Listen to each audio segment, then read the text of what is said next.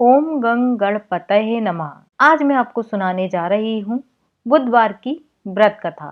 बुधवार भगवान गणेश को समर्पित होता है और भगवान गणेश को सभी देवी देवताओं में सर्वप्रथम स्थान प्राप्त है।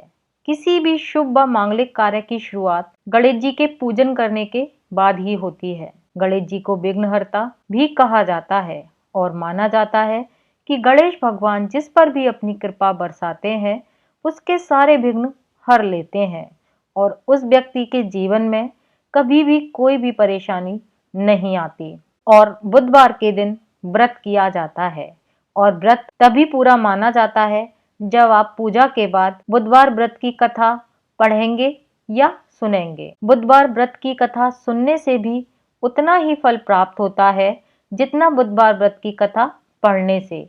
अगर आप व्रत नहीं है तब भी आप गणेश जी की कृपा पाने के लिए बुधवार व्रत की कथा सुन सकते हैं। आइए मैं आपको सुनाती हूँ बुधवार व्रत कथा। पौराणिक मान्यताओं के अनुसार बुधवार व्रत की एक कथा काफी प्रचलित है। एक समय की बात है, एक धनी व्यक्ति जिसका नाम मधुसूदन था, वह अपनी पत्नी को विदा कराने के लिए अपने ससुराल आया और वह कुछ दिन के लिए अपनी ससुराल में ही रुक गया। और कुछ दिन रुकने के बाद एक दिन की बात है, उस दिन बुधवार था और मधुसूदन अपने सास ससुर के पास गया और सास ससुर से कहने लगा कि मैं अपनी पत्नी को ले जाना चाहता हूँ।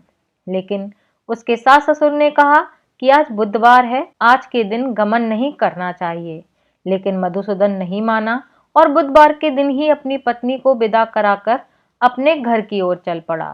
रास्ते में उसकी पत्नी को प्यास लगी तो मधुसूदन लोटा लेकर रथ से उतरकर पानी लेने चला गया।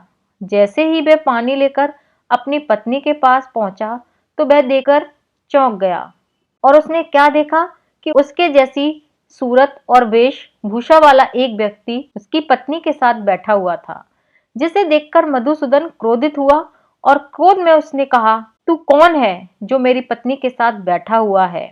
इसके जवाब में दूसरा व्यक्ति बोला, यह तो मेरी पत्नी है और मैं इसे अभी ससुराल से विदा कराकर अपने घर ले जा रहा हूँ।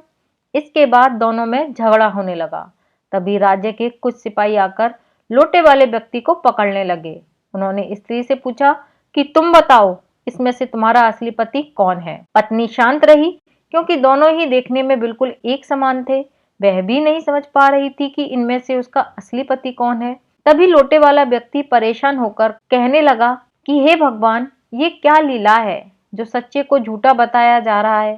तभी एक आकाशवाणी हुई, हे मूर्ख, आज बुधवार है और आज तुझे गमन नहीं करना चाहिए था और तूने किसी की बात नहीं मानी, इसलिए बुद्ध देव ने ये सारी लीला रची है।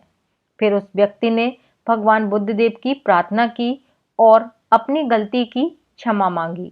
इसके बाद वह अपनी पत्नी को घर लेकर आ गया। इसके बाद से दोनों पति पत्नी प्रत्येक बुधवार को नियम पूर्वक व्रत करने लगे और माना जाता है कि जो व्यक्ति इस कथा को पढ़ता है या सुनता है उसे बुधवार के दिन यात्रा करने का कोई भी दोष नहीं लगता और उसे सारे सुख प्राप्त होते हैं। ये थी बुधवार व्रत कथा। कमेंट करके जरूर बताना कि आपको ये कथा कैसी लगी। अच्छी लगी हो तो अपने फ्रेंड्स और फैमिली मेम्बर्स के साथ शेयर भी करना और वीडियो को लाइक ज़रूर करना और अपने इस चैनल को सब्सक्राइब ज़रूर करना। मिलती हूँ फिर एक नई कहानी के साथ, तब तक के लिए जय भोले।